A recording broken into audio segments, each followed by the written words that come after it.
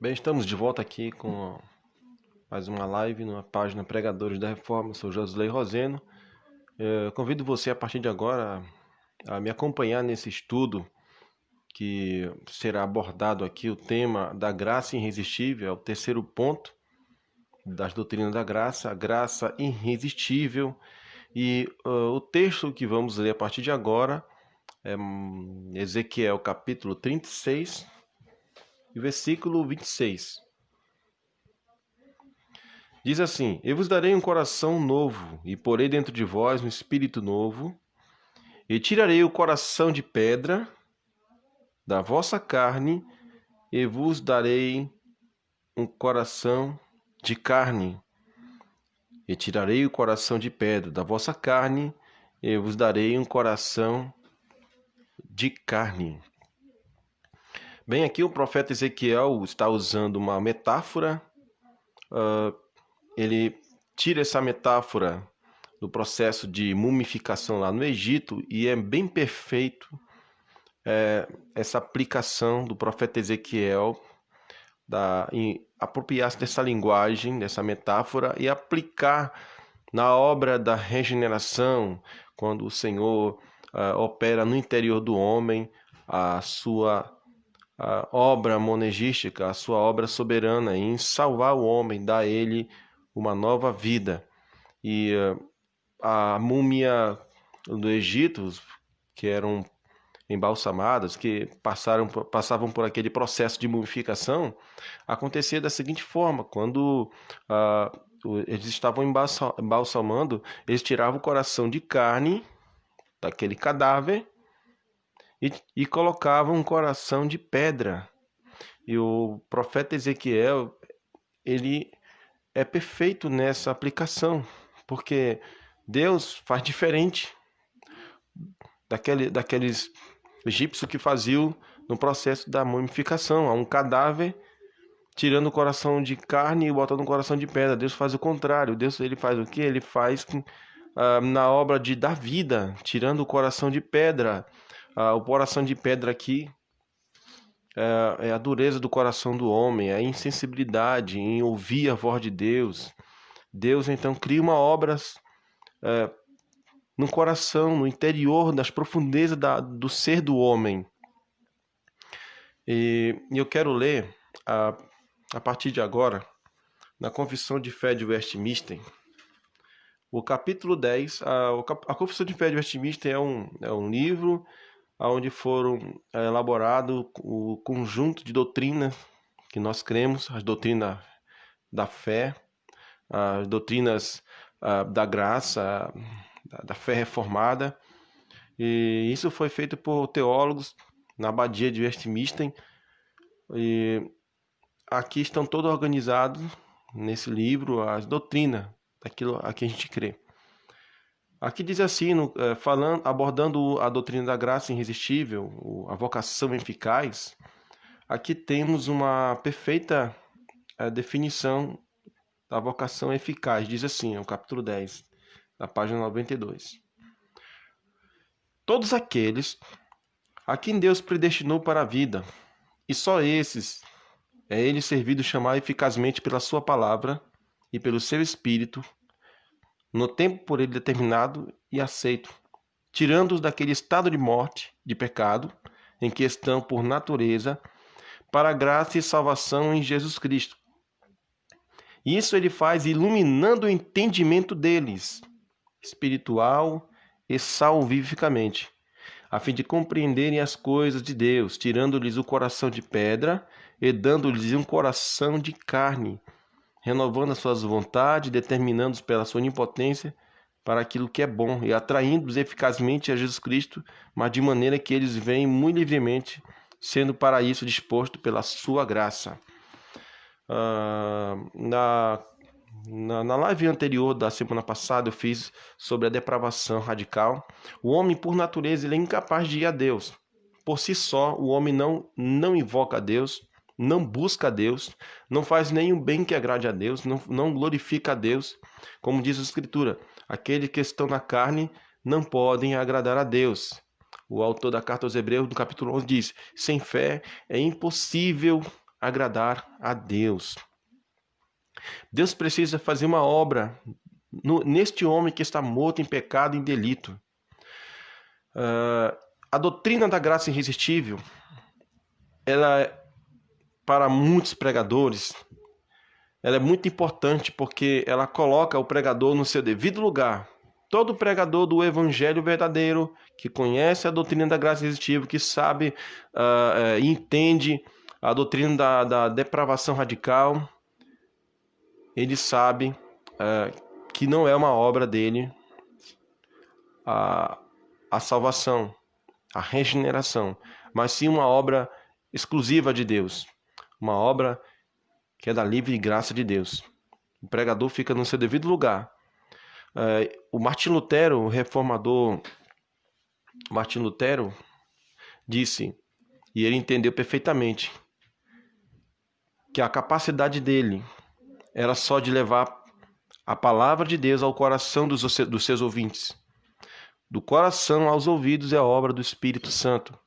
Enfim, todo pregador que entende a doutrina da graça irresistível, da vocação eficaz, ele sabe que ele possa explicar de uma forma bem legível, bem clara, nos ouvidos das pessoas a palavra de Deus. Ele sabe que não depende das palavras inteligíveis que ele possa usar no seu discurso. Ele sabe que não depende disso, mas sim do Espírito Santo em fazer esse meio, um meio de graça para a salvação de pecadores. Existem dois chamados, o chamado externo e o chamado interno. O chamado externo da pregação da palavra de Deus é uma oferta de misericórdia dirigida a todas as pessoas. Deus chama os homens através da pregação do Evangelho. Um exemplo, aqui nessa live, em que eu faço nessa página, é um chamado externo de Deus. Deus está chamando os homens. Você que está assistindo, Deus chama você, Deus chama os homens para Ele. Um chamado ao arrependimento, um chamado à conversão, um chamado a crer em Jesus Cristo. Aqui é um chamado externo. Esse chamado não tem poder de salvar ninguém. Muitos vão resistir por algum tempo esse chamado externo, mas o chamado interno, no devido tempo de Deus, que é uma obra do Espírito Santo, como disse Martim Lutero, dos ouvidos ao coração, nas profundezas do ser do homem, é uma obra do Espírito Santo que convence o homem dos seus pecados. Então, existe o chamado externo e o chamado interno. O chamado interno é uma obra do Espírito no coração de cada eleito por Deus antes da fundação do mundo. No tempo, como diz a Confissão de Westminster, no tempo determinado por Deus e aceito, ele tira este pecador do seu estado de pecado e morte em que está por natureza. Ele é salvo em Jesus Cristo. Eu vou, nessa live, a partir de agora, eu vou mostrar a vocês que a doutrina da graça irresistível é uma doutrina bíblica. Isso é ensinado de maneira clara nas Escrituras. Primeiro, vamos aqui ver alguns textos bíblicos que ilustram perfeitamente a doutrina da graça irresistível. Quando o Senhor Jesus diz, o texto de Mateus capítulo 11, versículo 28, ele diz assim, vinde a mim, todos que estáis cansados e oprimidos. Já ouvi muitos pregadores usar esse texto de Mateus 11, 28 e apelar ao livre-arbítrio de cada pessoa, dizer, venham a Jesus Cristo. E esquece de pregar toda a palavra de Deus. Já vi muitos pregadores pregar somente Mateus 11, 21, 11 e 28 e não ir começando a partir do versículo 25, que é o que eu vou fazer agora. Porque antes do vinde a mim, antes do pecador ir a Cristo, acontece algo anterior, que nem o pregador, nem o homem tem poder de fazer, somente o Senhor nosso Deus. Eu vou abrir minha Bíblia aqui em Mateus capítulo 11, a partir do versículo 25, o Senhor Jesus disse bem assim: Graças te dou, ó Pai, Senhor do céu e da terra, que escondeu estas coisas aos sábios e instruídos e a revelaste aos pequeninos. Perceberam que Jesus diz aqui que o Pai escondeu, ocultou o conhecimento, a revelação dos sábios e entendidos e revelou aos pequeninos, aos seus eleitos? Sim, ó Pai, porque assim te aprouve, foi da tua vontade, foi do teu querer. Todas as coisas me foram entregues por meu Pai. Os eleitos de Deus foram entregues a Jesus Cristo, por seu Pai. E ninguém conhece o Filho senão o Pai. E ninguém conhece o Pai senão o Filho. E aquele a quem o Filho o quiser revelar. Percebam a palavra quiser ou querer. A vontade do Senhor Jesus e a vontade do Pai são a mesma. Não é do homem a vontade, não é do querer do homem, mas é um querer de Deus. Ele decidiu quem querer revelar. É Ele quem mostra, é Ele que revela, é Ele que ilumina o entendimento dos homens. Ele revela a verdade do Evangelho, a salvação aos seus pequeninos. A outros ele esconde. E isso é uma obra soberana de Deus. Aí ele diz: Vinde a mim, todos que estáis cansados e oprimidos. Todos aqueles que vão até Jesus Cristo já foram iluminados seus entendimentos, porque Paulo diz em 2 Coríntios 4,4 que o Deus desse século cegou o entendimento dos incrédulos. A mente dos homens estão obscurecida pelo pecado. Eles não têm capacidade moral, capacidade espiritual de entender.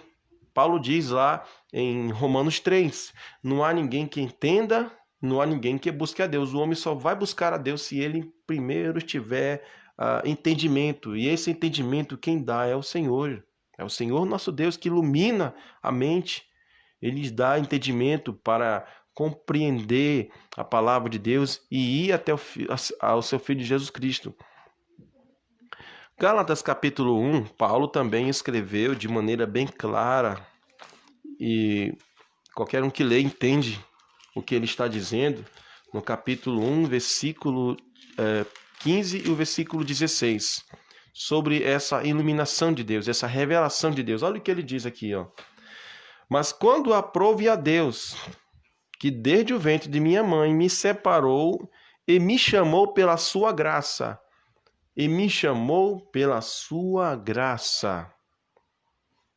revelar seu Filho em mim, para que pregasse aos gentios, não constando em carne nem sangue. Perceberam? Que me chamou pela sua graça, revelar seu Filho, Jesus Cristo, em mim. Ninguém conhece o Pai senão o Filho, ninguém conhece o Filho senão o Pai, e aquele a quem o Filho quiser revelar. Esse revelar é iluminar o entendimento dos homens para compreenderem e entenderem o Senhor nosso Deus. Quando olhamos para a Bíblia Sagrada, no livro de Gênesis, o livro do começo de todas as coisas, ali você vai ver a terra sem forma e vazia, e as trevas predominam a terra original. E antes de o Senhor Deus criar todas as coisas, as vegetações, os mares, a divisão, a separação entre águas e águas, Deus primeiro cria a luz. Está escrito lá: haja luz. Antes de Deus criar todos os seres, qualquer coisa na terra, ele criou primeiro a luz. E essa luz é importante para Deus dar sequência na criação. E é dessa forma, é deste padrão que vemos também na obra da salvação. Na salvação, Deus primeiro ilumina o entendimento deste homem. Deus ilumina sua mente para ele compreender a palavra de Deus. E ao compreender a palavra de Deus, este homem vai correndo para o Salvador, vai invocar o Senhor, e como diz a palavra e a promessa, é para aqueles que invocam, e aquele que invocar o nome do Senhor será salvo. Deus cria com a iluminação do entendimento, Deus ilumina o entendimento do homem, e ele compreende a palavra de Deus de forma clara e assim ele abraça o Salvador. Isso é obra do Espírito Santo em convencer o homem do pecado, da justiça e do juízo. Um outro texto também bem conhecido é no Evangelho de João, é a ressurreição de Lázaro. Capítulo 11 de João, está escrito que um certo amigo do Senhor Jesus havia morrido e 4 dias ele ficou ali no sepulcro, né? E começou a entrar em estado de decomposição e a exalar um mau cheiro. E o Senhor Jesus Cristo chegou na hora certa, ele não tardou. Todos os acontecimentos ali na enfermidade, que Lázaro estava doente, e o Senhor Jesus não foi. Ele estava seguindo a agenda de Deus, não a agenda de homens. O Senhor Jesus seguiu a agenda de Deus. Nós estamos aqui neste mundo para seguir a agenda de Deus. É tudo no tempo de Deus, na hora de Deus. Nada acontece do jeito que a gente quer, é do jeito que Deus quer. Tudo acontece da maneira como Ele determinou e decretou. E ele não vai, quando as irmãs de Lázaro mandam chamar o Senhor, ele não vai, ele demora, porque ele está seguindo essa agenda de Deus. Ele está seguindo o que Deus determinou. E o Senhor Jesus chega lá e Lázaro já está doente, já está morto. E o texto, o capítulo 11, versículo 25, dito assim, disse-lhe Jesus, o versículo 23,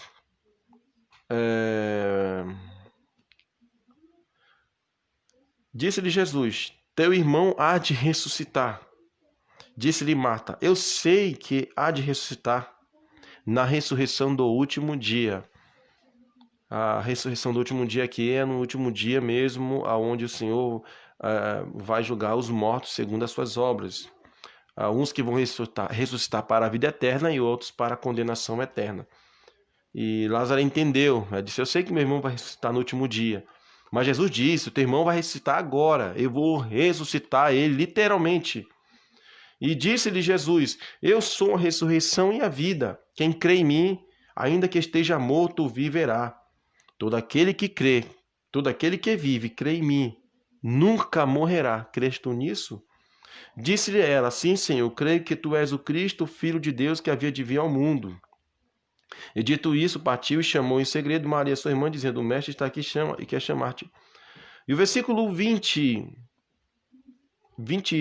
33 diz assim, Jesus, pois, quando a viu chorar, e também chorando os judeus, que com ela vinham, moveu-se em espírito e perturbou-se, e disse, onde o puseste? Disseram-lhe, Senhor, vem e vê. E alguns deles disseram, não podia ele que abriu os olhos ao cego fazer também com que este não morresse? A incredulidade começa a falar alto aqui. E Jesus, pois, movendo-se outra vez muito em si mesmo, foi ao sepulcro, e era uma caverna, e tinha uma pedra posta sobre ela. E disse-lhe Jesus, olha as palavras do nosso Senhor, tirai a pedra. Marta, a irmã do defunto, disse-lhe, Senhor, já cheira mal, porque já é de 4 dias. Disse-lhe Jesus, não te hei dito que se creres verás a glória de Deus? Percebam, meus amigos, que a corrupção fala mais alto, a incapacidade para crer nas palavras do Salvador é muito grande. Mas a graça de Deus é maior para nos capacitar e nos dar graça para crer nas palavras do nosso Salvador. Tiraram, pois, a pedra e Jesus, levantando os olhos para o céu, disse, Pai, graças te dou, porque me haveis ouvido. E bem sei que sempre me escuta, mas eu disse isso por causa da multidão que está ao redor, para que creio que tu me enviastes. E tendo dito isso, clamou com grande voz. Jesus deu um brado. Lázaro, vem para fora. O Senhor Jesus, com esse clamor, esse grito, ele não estava falando com aquele cadáver em si, mas estava falando com Lázaro. Onde Lázaro estava morto, a alma dele, né? A voz de Cristo alcançou E disse e falou a Lázaro: vem para fora. E nenhum morto, nenhum defunto pode desobedecer à voz do Senhor. Até os mortos, a natureza, as doenças obedeciam o Salvador. Os demônios também obedecem a ele. Ninguém consegue desobedecer à voz do Salvador, nem o próprio morto, defunto aqui. O espírito de Lázaro ouviu a voz e voltou para o corpo. E o texto diz: e o defunto saiu, tendo as mãos e os pés enfaixados, e o seu rosto envolto num pano. E disse-lhe Jesus: desamarrai e deixai-o ir. Aqui nós temos um retrato bem claro da obra soberana de Deus em levantar o defunto da sepultura espiritual. Os homens que estão no seu estado de morte estão mortos nos seus pecados, estão longe de Deus. Eles não desejam ouvir a palavra de Deus. Eles não aguentam ficar nem sequer 10 minutos, 20 minutos, porque eles não têm uma natureza inclinada para a palavra de Deus, para conhecer a Deus. Deus precisa fazer uma obra no coração deles. Se Deus não fizer uma obra no coração desses homens, jamais esses homens vão buscar a Deus e sua palavra. Jesus Cristo levantou Lázaro dos mortos. E o nosso Senhor Jesus deixou uma promessa escrita no capítulo 5, no versículo 24, dizendo assim, da ressurreição da alma: na verdade, vos digo, que quem ouve a minha palavra e crê naquele que me enviou, tem a vida eterna e não entrará em condenação, mas passou da morte para a vida. Aqui é uma ressurreição da alma. E ele continua a sequência: em verdade vos digo, que vem a hora, e agora em que os mortos espirituais, ouvirão a voz do Filho de Deus, e os que a ouvirem viverão. Ouvir a voz de Deus é ouvir a palavra, como ele diz: aquele que ouve a minha palavra e crê naquele que me enviou tem a vida eterna e não entrará em condenação, mas passou da morte para a vida. Ouvir a voz de Jesus Cristo é ouvir a sua palavra, é ouvir a pregação. Como eu falei no vídeo anterior, Deus chama os homens ao arrependimento, chama os homens para crer no Salvador, no seu Filho. Através desse chamado, é um chamado externo.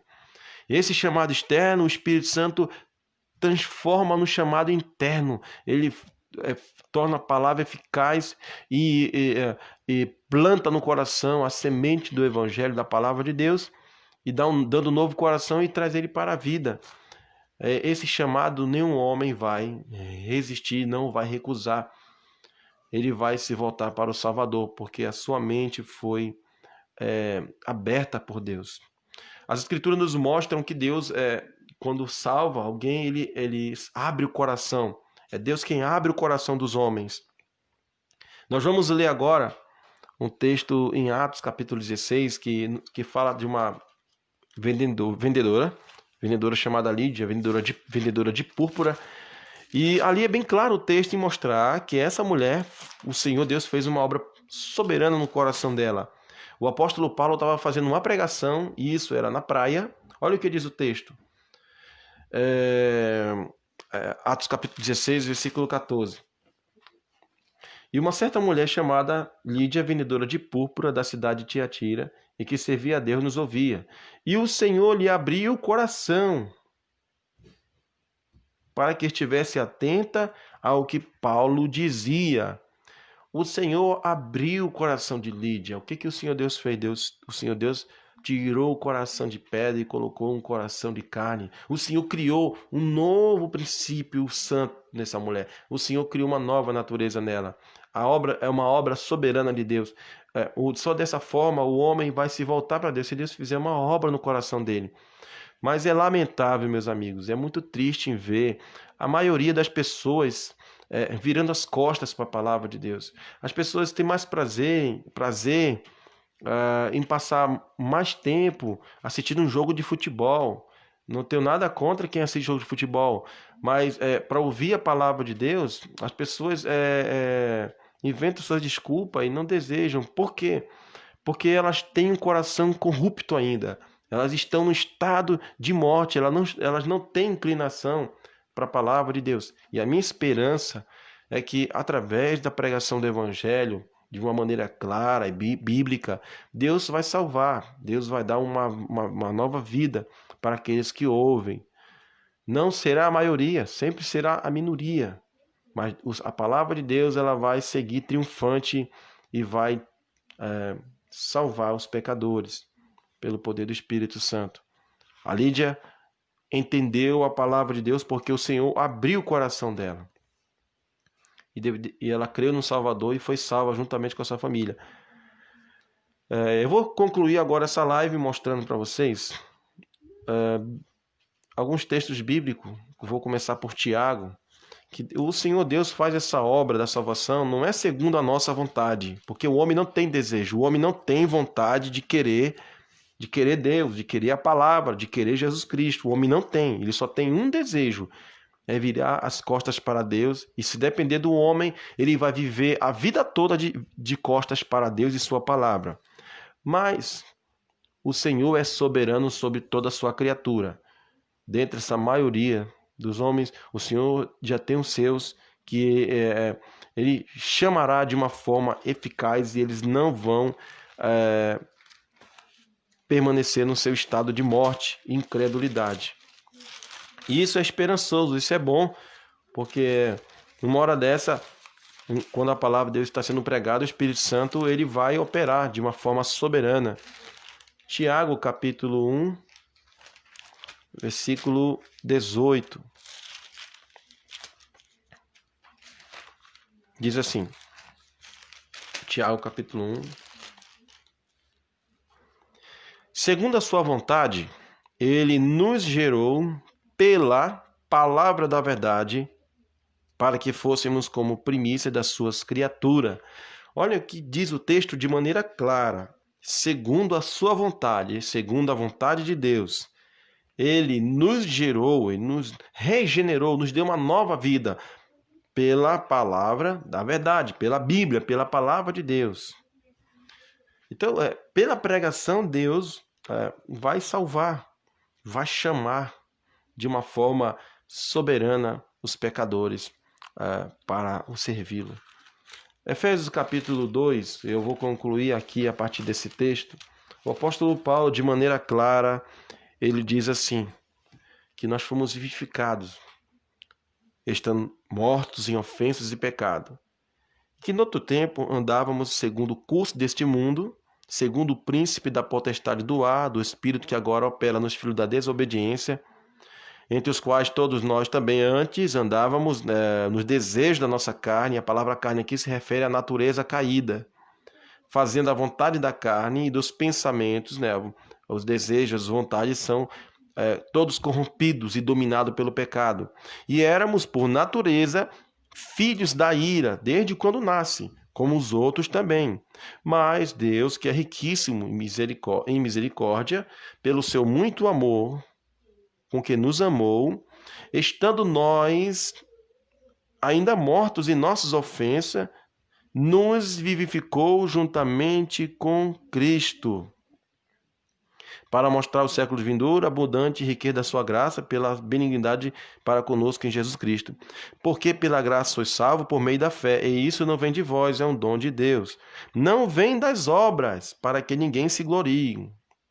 Não é o homem fazer alguma coisa para ir até Deus. Porque se a salvação fosse pelas obras, os homens iriam se gloriar. Mas é uma obra de Deus. Porque somos feituras suas, criados em Cristo Jesus para boas obras, as quais Deus preparou para que andássemos nela.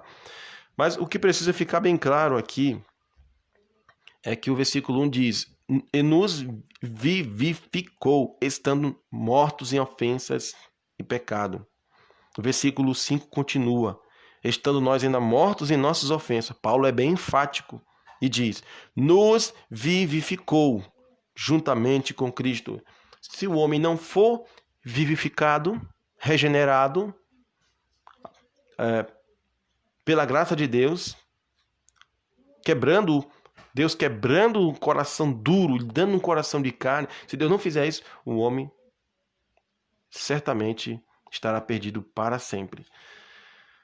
Então eu espero que eu tenha sido claro aqui, nessa live, nesse estudo, resumindo tudo o que foi dito, o chamado externo é o chamado em que o Senhor chama os homens através da pregação do Evangelho, feito por um pregador, por um ministro. O chamado interno é o Espírito Santo tornando aquela palavra, aquela pregação um meio eficaz, e dentro do interior das profundezas do seu ser, o Espírito Santo cria uma nova natureza, dá a esse homem capacidades, capacidades para ir até Deus e clamar pelo Salvador.